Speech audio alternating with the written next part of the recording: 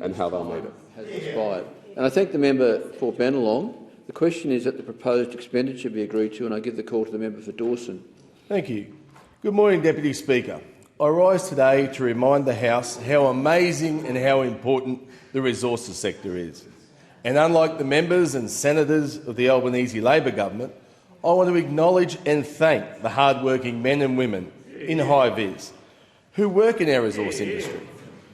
The Albanese Labor Government has clearly forgotten to thank the hard workers in the resource sector. Instead, they slam them at every chance they get. I often wonder what has happened to the Labor Party. The old Labor Party would never have given in to the green policies above what is right for the high-vis worker. The old Labor Party used to stand up for the miners and stand up for the resource sector. Now they just tax the life out of them. The Labor Party's constituency base used to be the worker.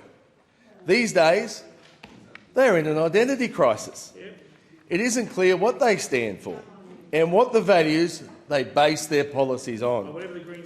What is clear is that they no longer value the hard-working Aussie. Instead, they penalise those who work hard and those who want to get ahead without relying on government handouts. Labor reward the loud minority groups and forget about the quiet Australians who just want to get on with the job without whinging and complaining. Despite the billions of dollars of returns, wages, royalties and taxes that resource sector provides the economy, this Albanese Labor Government has refused to reinvest in the sector.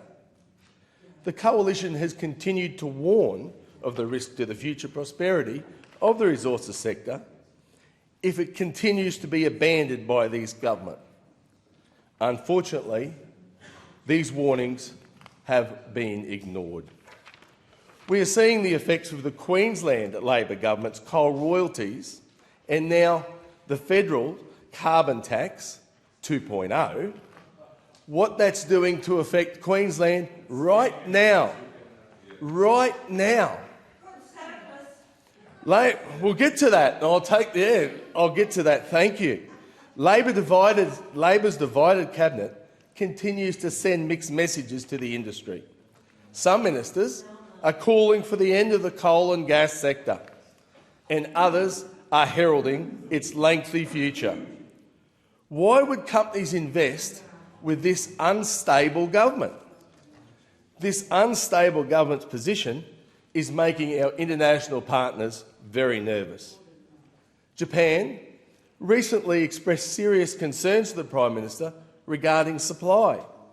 It seems that these concerns have fallen on deaf ears.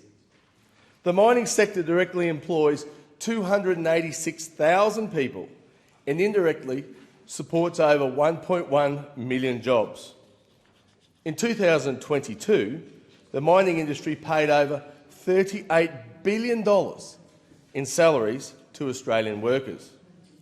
In my electorate, thousands of hard-working men and women go out west to work. Their homes and families are in Mackay and other regional areas in Dawson. Not only is Dawson home to many mining and manufacturing workers, Mackay is also a maintenance hub for the mining companies.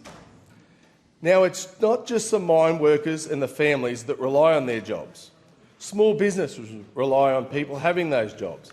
Our house prices and investments rely on people having these jobs.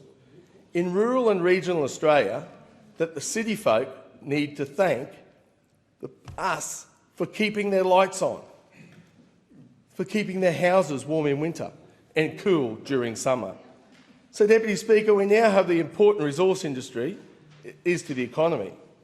Australia exported $112.8 billion worth of coal in 2022 and has given the Labor government the ability to spruik and take credit for their budget surplus. And yet the Treasurer could not even bring himself to mention the words mining, coal, gas or other commodities the things we sell overseas. that we export. He called them things in the budget. So my question to the Minister, do you see a long future for Australian coal? Minister, will you personally support and assist in the development of new coal mines? Time has expired, and I thank the member for Dawson. The question is that the proposed